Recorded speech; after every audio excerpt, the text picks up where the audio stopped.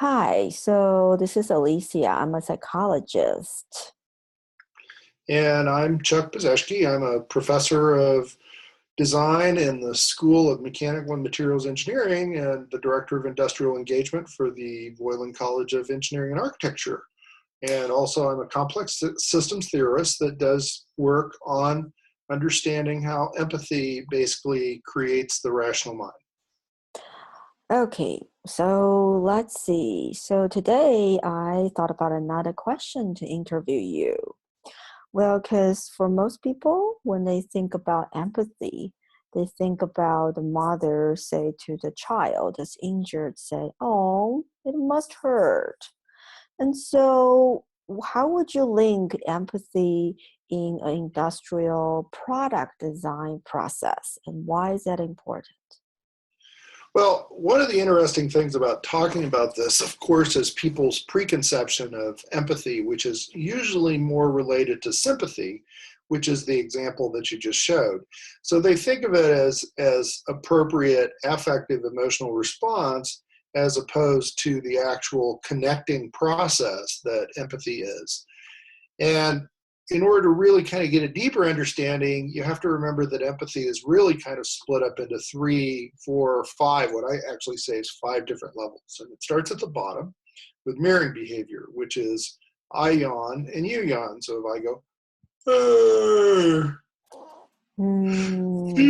odds are it makes you want to yawn too. And the reason for that is that there are some mirror neurons that are in your brain that take that immediate yawning activity and create some kind of synaptic drive that makes you feel like you want to yawn.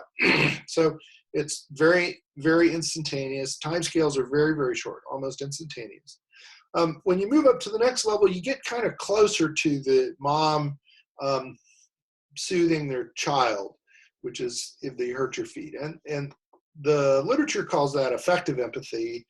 I call it emotional empathy just to make it a little more accessible. But affective empathy depends both on mirroring behavior and the next level, and that originates mostly in your limbic system, where you work to make somebody else feel a little better through connection. And that's responding to cues that that person gives to basically soothe them and have them re-regulate their emotional state. The next level up, though, is what's called cognitive empathy. In the literature, I call rational empathy, which is now more perspective taking. So when you're an industrial designer, it is very, very important to understand your customers because we all walk around very, very more than happy and actually more than aware to project our own wants and needs on somebody else. And we call that egocentric behavior. And egocentric is kind of one of those loaded words where people have kind of negative connotations with being egocentric. But the reality is we all mostly live in our own heads unless we're connecting to other people. So we are egocentric. But with your conscious mind, you can lift yourself out of that and have more rational-based empathy. Now, what's interesting about rational-based empathy from the kind of work that I do is now you start evolving what I call your temporal and spatial scales inside your head. Like, for example, you can have rational empathy for a friend that you're picking up from the airport.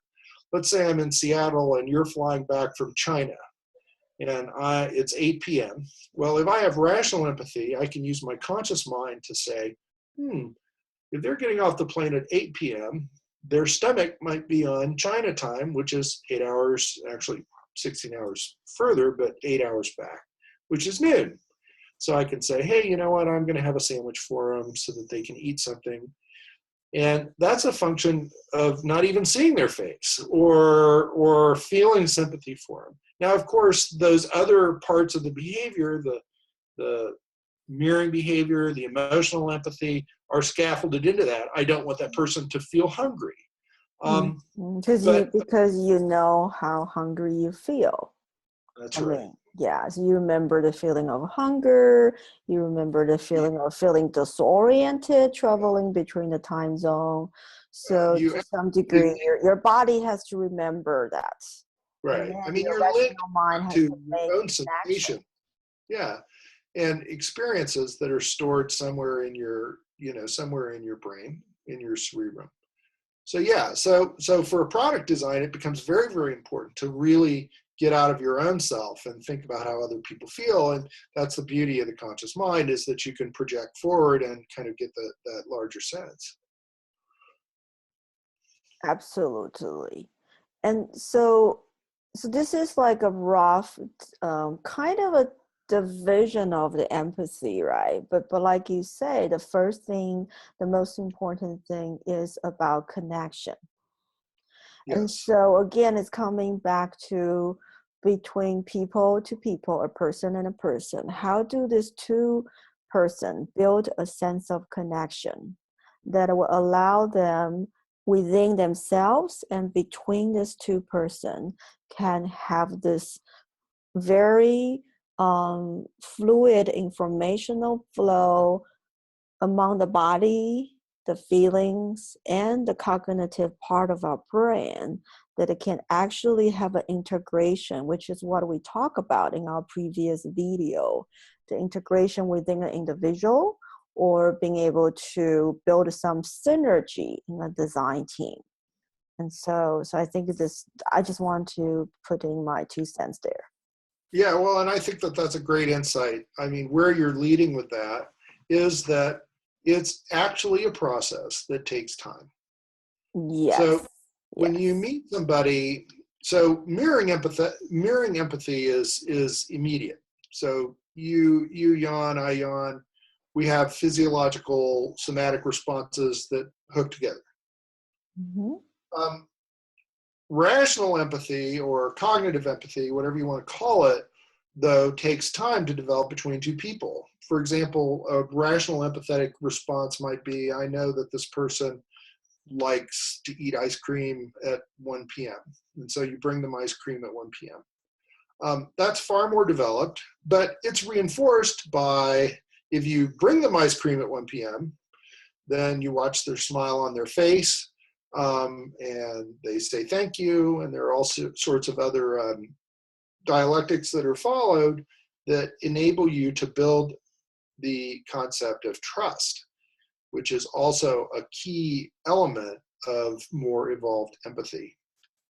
So when Sure. somebody yells, it's not like you trust them or not. It doesn't really matter. Sure. So Emotional, yeah, so let's slow down a little bit, right? Because here this is something really important, right? Because this is what I found that's mostly missing in most organization is people don't understand it takes time to build connection and to build a trusting relationship. It takes time, like you say. How would you know this person like to have ice cream at 1 p.m.? You have to spend time to observe this person. You actually probably need to spend time with this person at 1 p.m. many times, and you gather that information and you build that connection.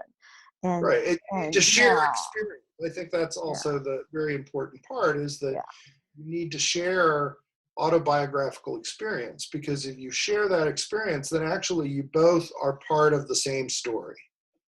Mm-hmm. And you can then have a narrative that you work with to once again kind of sync up your brain process to show that Mm-hmm. you actually think the same way in how you assemble a group of facts. And that's also empathy. And that right there creates larger information coherence. And Yes.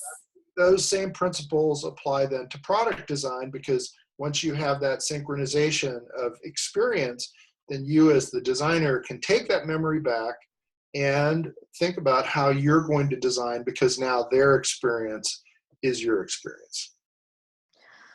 Yes, and this is what we talk about in the first video about in a high empathetic design team. Actually, there's a possibility to create a synergy and people can actually connect with each other. The brain can actually connect with each other. And then something creative could come out of that.